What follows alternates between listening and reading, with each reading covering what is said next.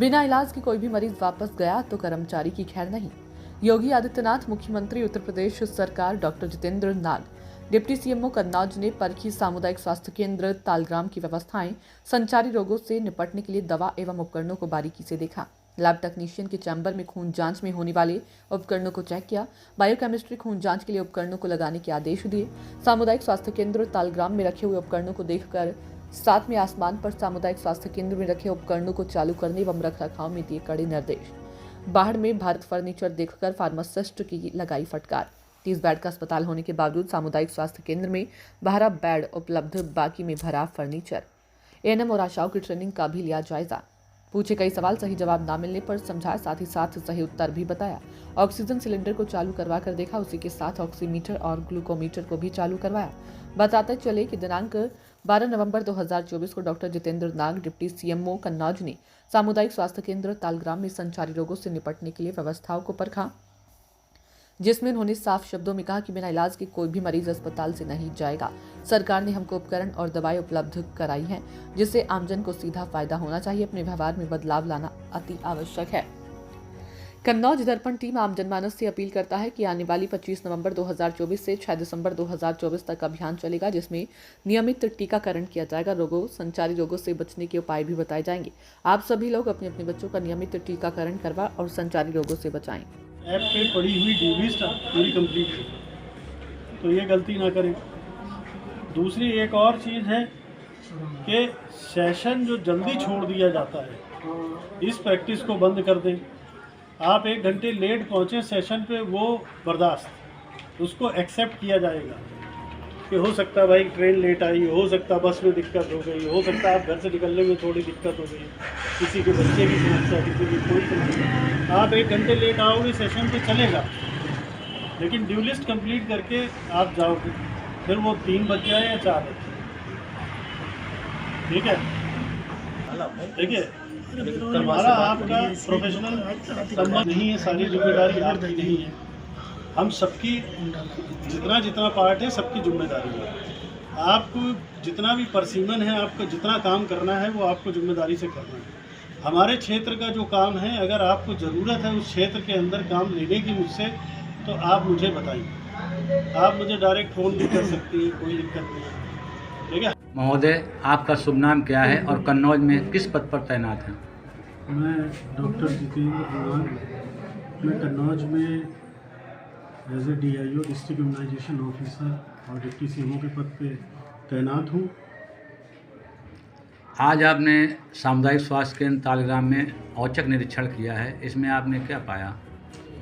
ये औचक निरीक्षण नहीं है, ये एक मॉक ड्रिल है जो भारत सरकार के द्वारा सारे जितने भी कम्युनिटी लेवल के अस्पताल हैं, हमारे ब्लॉक लेवल के, तहसील लेवल के, मेडिकल कॉलेज, प्राइवेट, सरकारी, PSC, CSC, सभी अस्पतालों का हमारे संचारी रोग से संबंधित निरीक्षण था और एक तैयारी को चेक करना था कि इस मॉक ड्रिल के अंतर्गत हमने ये देखना चाहा और इस पे ये हमने देखा कि हमारे अस्पताल किसी भी संचारी रोग से लड़ने के लिए किस हद तक और किस लेवल तक तैयार है।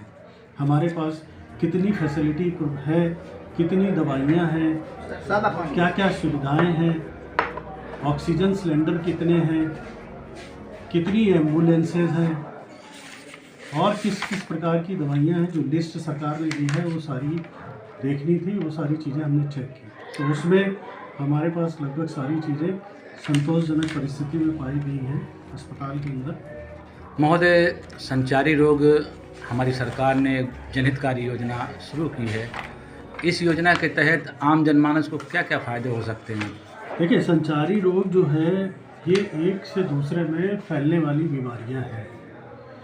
एक व्यक्ति से दूसरे लोगों में बीमारियां फैल जाती हैं, जैसे कि मलेरिया है, डेंगू है, चिकनगुनिया है, इस तरह की जो एक से दूसरे में फैलने वाली बीमारियां हैं, हेपेटाइटिस है, ऐसी तमाम बीमारियां हैं। जैसे कि इस समय वायरल डेंगू, चिकनगुनिया वगैरह काफ़ी चल रहा है, तो ये संचारी रोग है। तो इसमें अगर कहीं बड़ी समस्या खड़ी हो रही है, तो उसमें अगर कहीं बहुत बड़ी एपिडेमिक होती है, तो उससे लड़ने के लिए कि बहुत बड़ी संख्या में किसी गांव में अगर बीमारी फैल गई है, तो हमारा अस्पताल कितना तैयार है वो व्यवस्थाएं कितनी हमारे पास हैं कि नहीं, ये सरकार निरीक्षण करवा रही है हमारे माध्यम से।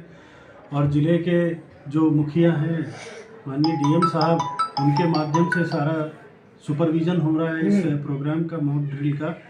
सरकार ये देख रही है कि अगर कहीं कोई कमी है तो हम उसको फुलफ़िल कर दें, पूरी कर दें, जिससे कि इस एरिया के, क्षेत्र के या इस देश की जनता को जो ज़रूरत है संचारी रोगों से जिस समय ग्रसित होगा, जो ज़रूरत वो पूरी ज़रूरतें उनकी मुहैया हो सके। बहुत बहुत धन्यवाद महोदय।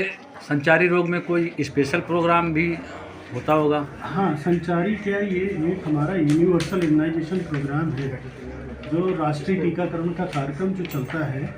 तो राष्ट्रीय टीकाकरण के कार्यक्रम में जिन जिन क्षेत्रों में मीजल्स के हमारे 2 या 2 से अधिक इन्फेक्टेड बच्चे मिले हैं और उन जहाँ पे भी हमने जहाँ मिले हैं तो वहाँ पे हमने फिर से चेक कराया है डॉक्टर्स को भेज करके। और जहाँ जहाँ पे 10 या 10 से अधिक बच्चे मिलेंगे जिनको टीका एमआर का नहीं लगा, एमआर फर्स्ट का, एमआर 2 का, मतलब पहले जो है 1 से 2 साल तक के बच्चे और 2 से 5 साल तक के बच्चे, तो ये 2 कैटेगरी में बच्चे हैं। आगे जितने भी बच्चे मिलेंगे जो 1 से 2 साल तक के बच्चे हैं, जिनमें अगर पहला टीका नहीं लगा तो पहला लगेगा, और जिसमें दूसरा टीका नहीं लगा, जो 2 से 5 साल तक के बच्चे, उनमें दूसरा टीका लगेगा। जो छूटे हुए बच्चे हैं उनकी लिस्ट बना के, उनका पूरा माइक्रो प्लान बना करके हम लोग क्षेत्र में जो हमारा बुधवार शनिवार रूटीन इम्यूनाइजेशन का प्रोग्राम चलता है, उस प्रोग्राम से हट करके अलग सरकार के माध्यम से और हमारे विभाग के माध्यम से स्पेशल वैक्सीनेशन का हमने प्रोग्राम यहाँ पे हमें डायरेक्शन आया है स्टेट से। तो जहाँ जहाँ जिन जिन क्षेत्र में मीजल्स के इन्फेक्टेड बच्चे मिले वहाँ हम लोग ये 25 नवंबर से लेके 6 दिसंबर के बीच में ये 10-11 दिन के आसपास, 12 दिन के आसपास ये पूरा प्रोग्राम चलेगा, जिसमें उन छूटे हुए बच्चों को वैक्सीनेशन दिया जाएगा और उनको मीजल्स और रूबेला जैसी जानलेवा बीमारी से होने वाले खतरों से बचाने के लिए कार्यक्रम चलाया जाएगा। धन्यवाद। शाम में एक्सरे की सुविधा कब से चालू हुई है? 22 कितने टाइम क्या है इसका? तो हम ये कह सकते हैं कि अब मरीजों को एक्सरे के लिए बाहर नहीं जाना पड़ेगा? बिल्कुल।